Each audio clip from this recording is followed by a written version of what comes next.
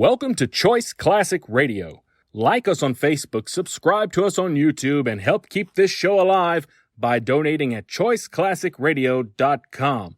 For more of your favorite old-time radio shows, join us on our companion podcast, Choice Classic Radio, Mystery, Suspense, Dramas, and Horrors, where we bring to you the most mysterious tales that the golden age of radio had to offer. And now, with 677 episodes made, airing on the Mutual Broadcast Network from 1937 to 1954, we bring to you The Shadow.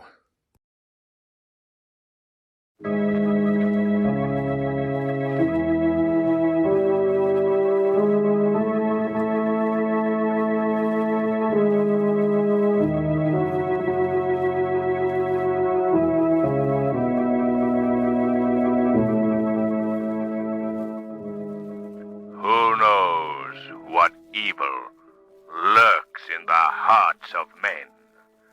The Shadow knows. Today's broadcast marks the Shadow's 10th anniversary on the air. On this festive occasion, the Blue Coal Dealers of America are proud to present an unusually thrilling adventure of the Shadow. This special dramatization resembles other Shadow dramas in but one alike. It is designed to point out to old and young the lesson we have stressed for the past 10 years, that crime does not pay. Before the Shadow starts today's adventure, I want to ask all you householders a timely question. When you consider buying a fuel, your first question is, what will it do for me? Well, here's what Blue Coal will do for you. It will keep your home comfortably heated morning, noon, and night. It will make things easier for you all the way round, and it will cut down your heating bills. You couldn't ask for more than that, could you? But Blue Coal gives you more, and without asking, too. For with every order, you enjoy the full benefit of your neighborhood Blue Coal dealer's extra customer service. So phone him tomorrow.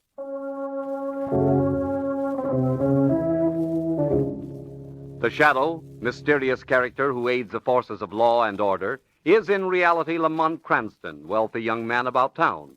As the Shadow, Cranston is gifted with a hypnotic power to cloud men's minds so that they cannot see him.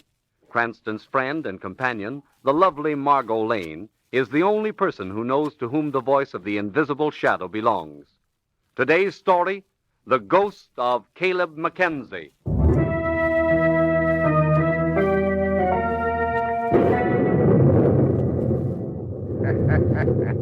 Well, here we are, gathered together, one big happy family.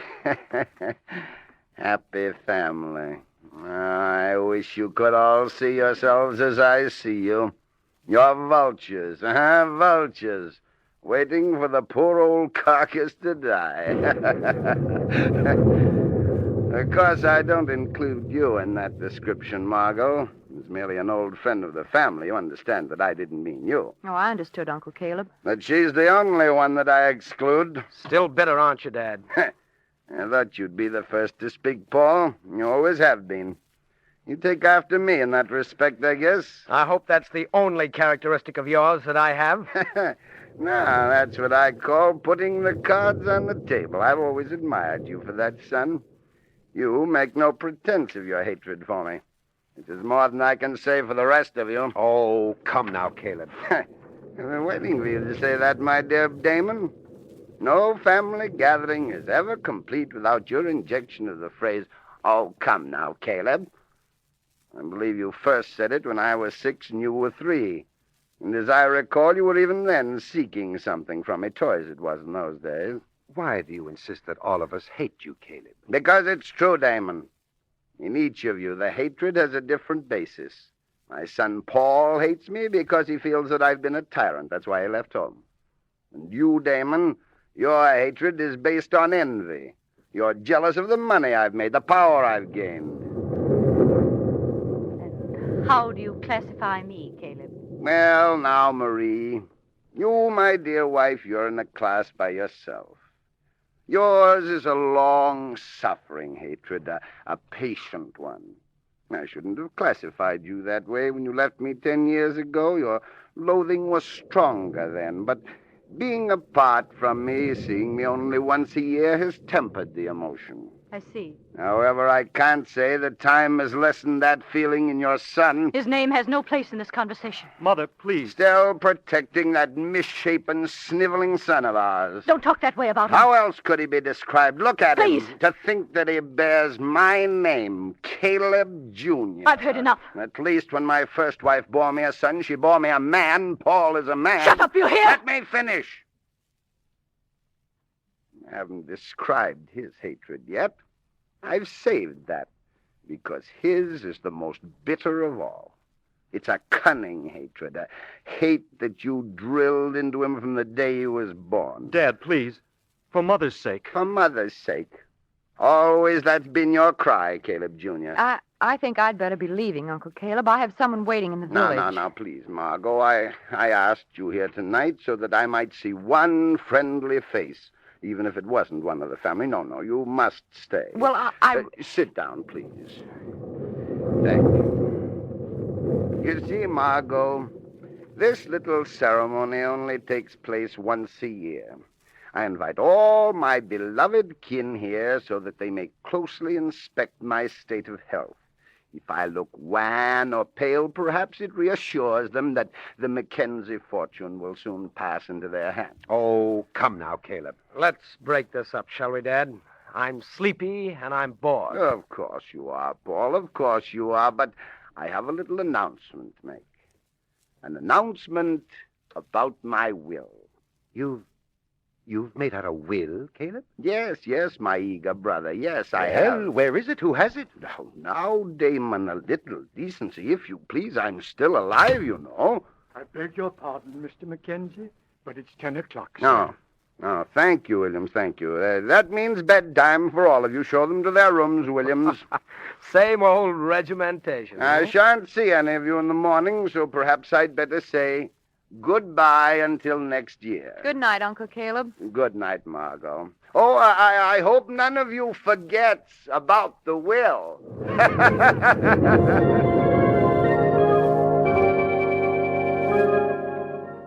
Hello? Is this Locust 5430 ring 1? That's right. Shady Inn, ring 1. What can be done? I'd like to speak to Mr. Cranston, please. I believe he's staying at your inn. Oh, yes.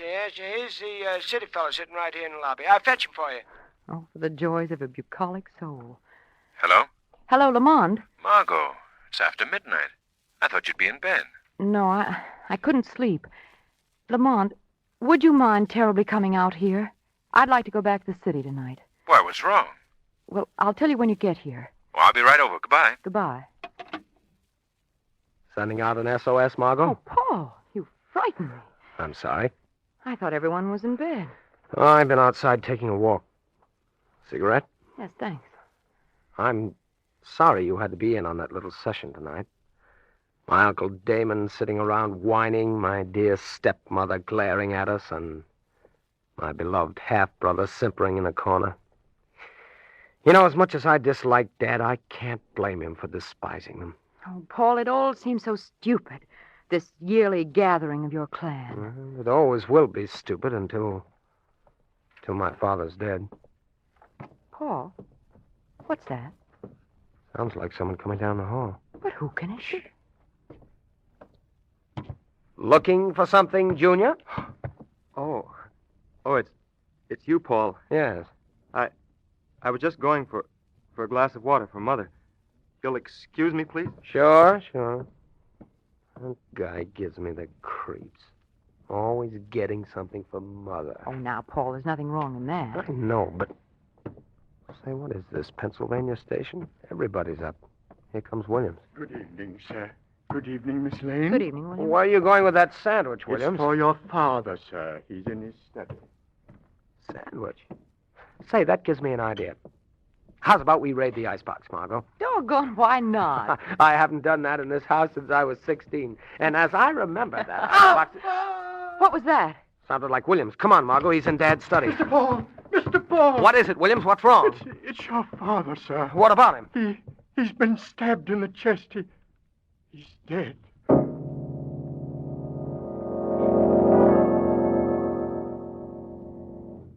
Oh, Lamont, I'm so glad you're here. We've just found Mr. MacKenzie Sr. stabbed to death. Good heavens. Well, where's the body? Right down the hall here in his study. When did this happen, Margot? Williams, the butler, just found him a few minutes ago. Oh, I see. It's right in here, Lamont. Oh, come now. I still object to this whole rigmarole. Unfortunately, Uncle Damon, it's just one of those Marie, things... Paul. Oh, Margot. Listen, everyone. This is Lamont Cranston. How do you do? How do you do? How do you do? Lamont has helped the police to solve many crimes. And I'm sure that you won't object if he examines Uncle Caleb. Well, not at all. Oh, come now, Paul. Don't you think that's a bit presuming? No, I don't, Uncle Damon. My dad is over here, Mr. Cranston. I covered him with this shawl. I see. Has the body been disturbed in any way? No, everything is just as we found it. Well, I'll have a look if you don't mind. Mother, please. You mustn't look at him. No one has touched this knife? No? Good. Have you phoned the police? No, not yet. Well, I'm afraid that'll be necessary. Oh, no. You'll excuse me while I phone Commissioner Weston. Well, yes, of course. We don't want the police out here, Paul. No. Why do you allow a stranger to step in like this, Paul? Because that's our father sitting in that chair with a knife in his heart, or had you forgotten? Why should you be so concerned about him all of a sudden? You hated him, too. We all know that. Why, you sniveling Stop little... it, Paul. Paul, please. I still say... Darling, stay out of this conversation. Well, as you wish, Mother. Yes, that's right, Junior. Run to Mother's apron strings. It'll take the police about 2 hours to get here. Meanwhile, they've ordered that nothing be disturbed. I beg your pardon, sir. Yes? Lamont, this is Williams. Yes, William. Inasmuch as Mr. MacKenzie is departed, I have a duty to perform. A duty? Well, what is it? I've been told many times by Mr. MacKenzie that if anything were to happen to him, sir, anything like this, that I would find an envelope in his desk drawer that should be opened at once. Are you saying that my father anticipated that he would die this way? Well, yes, sir. Why shouldn't he have anticipated this? We all wanted to kill him. You know that. I do know that, Junior, and I also know that one of us gathered here is his murderer. Oh, come now, Paul. I don't think that... Williams, would you look for that envelope, please? Yes, sir. Perhaps it will contain a clue to his death. In that case, don't you think we should wait until the police arrive to look at it? Afraid of its contents, Uncle Damon? Oh, come now, Paul. Of course not. Here's the envelope, sir. I'll take it, Williams. Thank you. There appears to be writing on the outside. I'll read it to you if you wish. Sure, go ahead. It says, "Attention, vultures. What's that? What's that? Good old Dad. He who will have will to find the will look inside." Well, did you hear that, fellow vultures? Dad dealing in riddles, even in death. Now, perhaps you'd like to hear the contents. Is it about the will? I don't know. You'll have to figure that out yourselves. Read it, please. It says, "To find the one who's passed the test, search the place where my soul will rest." Well, that's enlightening. Doesn't mean a thing to me. Now, I'm afraid I must ask you all to go to your rooms. What? Those are orders from Commissioner Weston. Order to our rooms? That's right. What right is the police to All tell us the right in the world, Damon. Come on, all of you. Let's obey instructions for once. Thank you, Paul. Okay, Margot. Coming, Junior? Yes. If Mother's with me. Of course, dear. I'll call you when the police arrive. Okay. Well, fellow suspects, shall we march in single file? One of us will have to get used to that. Very clever, Paul. Oh, I'm so glad you've come here, Lamont. Margot, have you any idea who could have done this? No. It could have been any one of them. They all hated him. I see. Oh, do you know the whereabouts of this family burial ground? Oh, yes. Yes, that's right here on the estate. There's a large vault down near the brook. Well, then what are we waiting for? That sounds like the answer to the riddle. Where is the missing will? To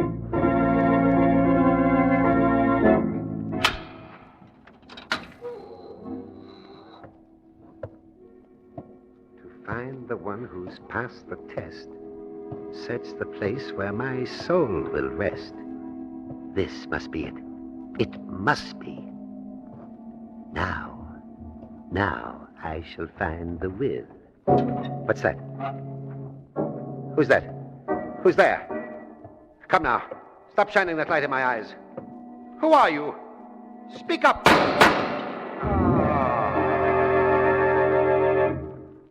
Margot, come along.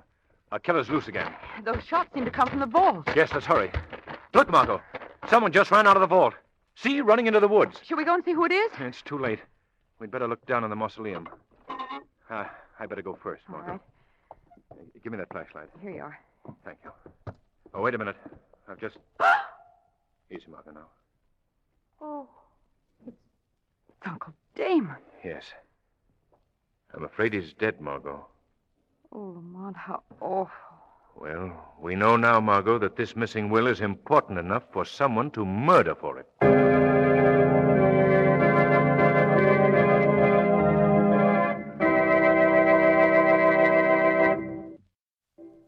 More from the shadow in just a minute. But first, time out for a picture of a man getting up in the morning.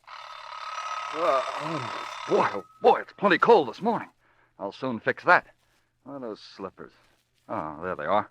Now I'll just set that blue coal heat regulator. Yes, more and more people are relying upon blue coal and a blue coal automatic heat regulator for quick, dependable heat these cold winter mornings. For blue coal sends up quick heat the moment drafts are opened, and the heat regulator opens drafts automatically. A flick of the finger, and the thermostat is set. Then, presto, a steady flow of heat ascends to those upstairs rooms before you can say blue coal. And that heat will remain constant all day long at whatever temperature you wish. Yes, blue coal in my furnace keeps my home comfortably heated 24 hours of the day. And the blue coal automatic heat regulator enables you to control that heat without running up and down cellar to regulate furnace dampers. Yes, blue coal and a blue coal automatic heat regulator make the modern combination for convenience and comfort. Phone your neighborhood dealer for blue coal and ask for a free demonstration of the blue coal automatic heat regulator. His name is listed in the Where to Buy It section of your classified telephone directory under the words blue coal. And now, back to the shadow.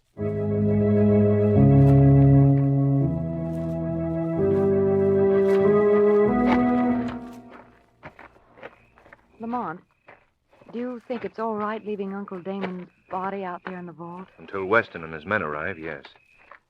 Why the concentrated scowl? Oh, I'm simply trying to reconstruct this thing from the beginning. From what you've told me, Margot, there were 3 people prowling about downstairs earlier in the evening, any one of whom had access to Caleb Sr.'s study. Yes, that's right. Paul, Caleb Jr., and Williams. Well, Margot, that makes 3 suspects that we know of who could have killed Caleb Sr. 3? You mean old Williams is a suspect, too? Definitely. Huh. I never thought of that. Never thought of what, Margot? Of suspecting old Williams. Now that I do think of it, he could have killed Uncle Caleb when he entered the study. Right. Perhaps it's time for the shadow to hear more from this kindly old gentleman.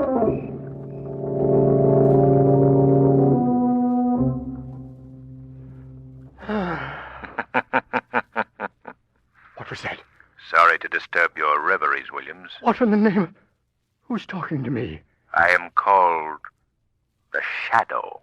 The Shadow? The man no one can see? That's right, Williams. The man no one can see. I know of you, but why have you come here to see me? Seeking information, old man. Information that you must give me. What is it? First, I'd like to know why you aren't in bed at this hour. Why are you sitting in that chair fully clothed? Why, I couldn't sleep. Would that be caused by a guilty conscience, perhaps? No, it's just the shock. The shock of Mr. MacKenzie's stabbing that keeps me up. Williams, did you feel toward him as the others did? Did you hate him? I had a great fondness and respect for Mr. MacKenzie. You know, of course, that you will be suspected of his murder. I presumed as much. But I shall have no trouble proving my innocence. That's more than I can say for some of the others. What do you know about the will that he left? The one that he spoke of in the note? Why should I know about that? You were close to Mr. MacKenzie. He confided in you. No. I know he did. He must have told you about that will. You don't know what you're saying. Why, I'm only a servant. What do you know of the will? Was it in the burial vault? No, it wasn't in the... I mean, how should I know? You do know where it is. You also know the answer to the riddle. The place where his soul shall rest. Tell me, where is this place? Please. Tell me, Williams. If you would avert another murder, you must tell me. Very well, I'll tell you. The will is... Come outside, someone's listening. Yes. Whoever it was has gotten away. Please, Shadow. I can't talk anymore. I can't reveal the hiding place. Williams, I'm going to give you time to reconsider. And remember that by telling what you know, you may save another's life. Think that over, Williams. Later, you shall receive another visit from the Shadow.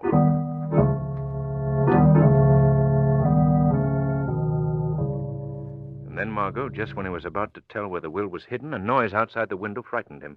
Someone was listening to our conversation. Who was it? I couldn't see. I'd guess that it was our murderer.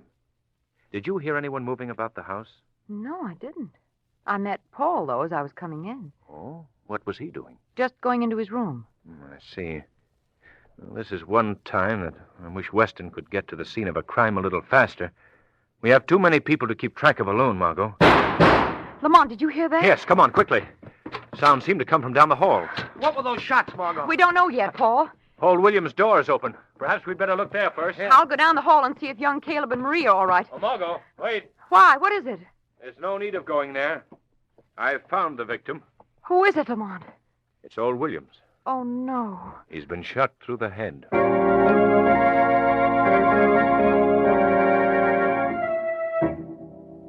Lamont, who is the murderer? Have you any idea? Not yet. It can be any one of the three of them. Why should old Williams have been killed? Because he knew the whereabouts of the missing will. The person who was listening at the window when the Shadow talked to Williams must have come back to learn his secret. And do you think that person found it out? Do you think the old man talked? I have an idea that he did. If I could only solve that riddle, search the place where my soul will rest. That's the key to the mystery, Margot. Yes, I know, Lamont. Do you want to come into the study with me while I inspect old Caleb's corpse again? Well, I'm not keen on it, but I'd rather not be alone either. I just want to take another look at the placement of the knife in the old man's chest. I've just had a fantastic notion about his stabbing that... Margot. What? The knife is gone. Gone? Yes. Our murderer has wasted no time in covering up. But how could the killer get in here? Well, there are plenty of opportunities. Margot, this chap Paul, what can you tell me about him? Well, Lamont, you don't suspect him. I suspect all three of them. Now, what can you tell me? Why, I've known Paul all my life. He couldn't have killed his father. I know it. We played together as children right here on this estate. We used to have treasure hunts in the Devil's Playground, and, oh, Lamont, it's ridiculous. Margot, where did you say you played? The Devil's Playground. It's a large cave up above the brook. Margot, that's it. That solves the riddle. What are you talking about? Search the place where my soul will rest. That's what Caleb Sr. meant, Margot. I'm sure of it. The Devil's Playground. Lamont, if you're right, that's where the will is hidden. Exactly. And before many more moments, the Shadow has an appointment there with a murderer.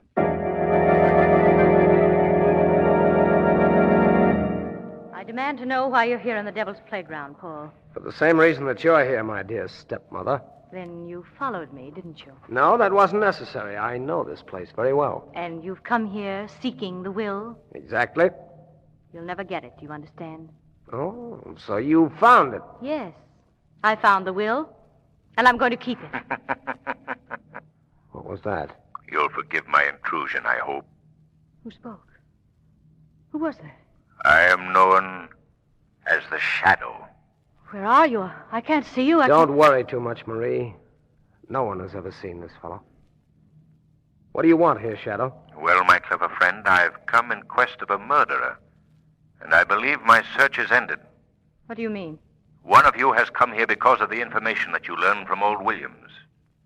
Now, which of you is that one? Not I. Nor I. Obviously, one of you is lying. Well, we'll switch to the next point of deduction.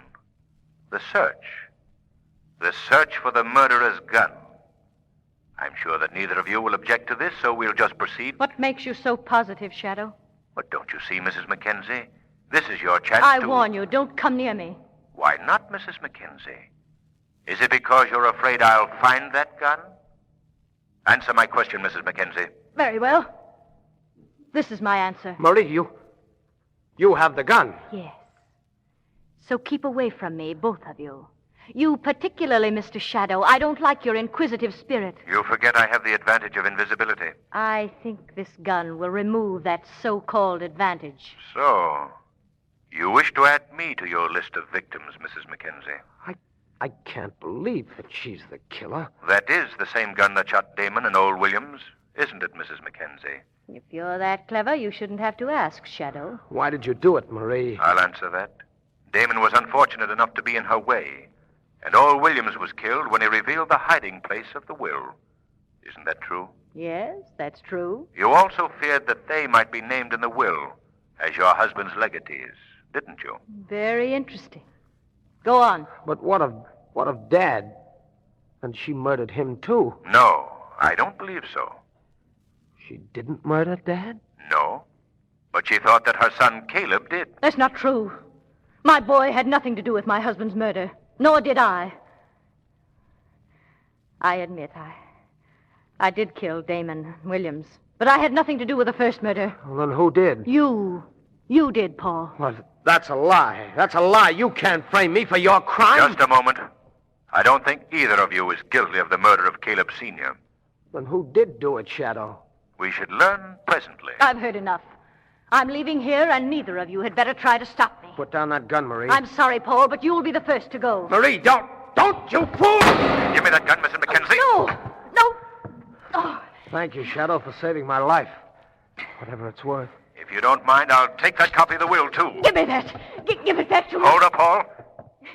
Now, let's have a look at this precious paper. Let go of me, Paul. Let go of me. Listen to me, Mrs. MacKenzie. I have something to read to you. I'm sure its irony will point out a lesson, even to you. As I've said, you thought that your son Caleb killed your husband. To protect him and your share in the fortune, you murdered 2 men. Now, attached to this will, I find a single slip of paper signed by Caleb MacKenzie Sr. Listen to what it says. When you read this, I shall have committed suicide. What? In my will, you shall learn that I have left my entire fortune to my wife, Marie, and her son, Caleb Jr. Oh, no. No. Do you get the moral, Mrs. MacKenzie? It's one that I can't repeat too often. Crime does not pay.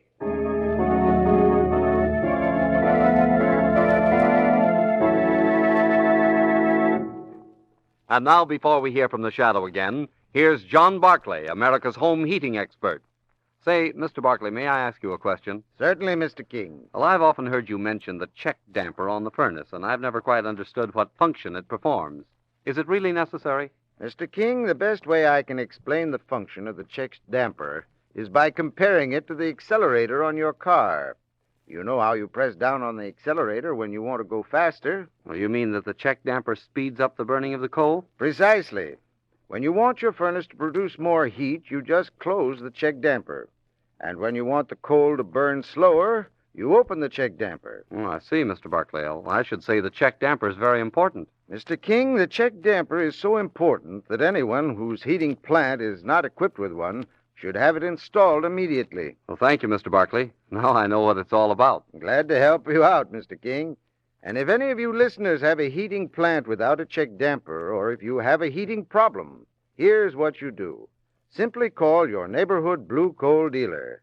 Tell him you'd like the advice of a John Barclay trained serviceman. This service is free.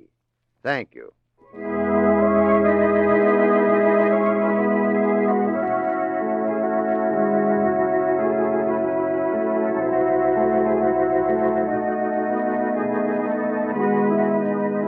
Today's anniversary program is based on a story copyrighted by the Shadow magazine, which, like this program, is also celebrating its 10th birthday. And at this time, I'd like to thank all of you Shadow fans for the loyal support you've given us during the past 10 years. We will continue to present these Shadow dramatizations, and in return, we hope we can count on numbering you among the listeners to our future broadcasts. The characters, names, places, and plot of today's drama are fictitious. Any similarity to persons living or dead is purely coincidental. Next week, same time, same station. The Blue Coal Dealers of America bring you one of the most amazing adventures the Shadow has ever experienced. The weed of crime bears bitter fruit. Crime does not pay. The Shadow knows. Be sure to listen next week. Your friendly Blue Coal Dealers presentation of The Shadow. And for greater heating comfort at less cost, remember Blue Coal. This is Jean Paul King saying, keep the home fires burning with Blue Coal. That concludes today's episode. We'd like to thank you and remind you to donate at choiceclassicradio.com. Remember, your donations make episodes like this possible.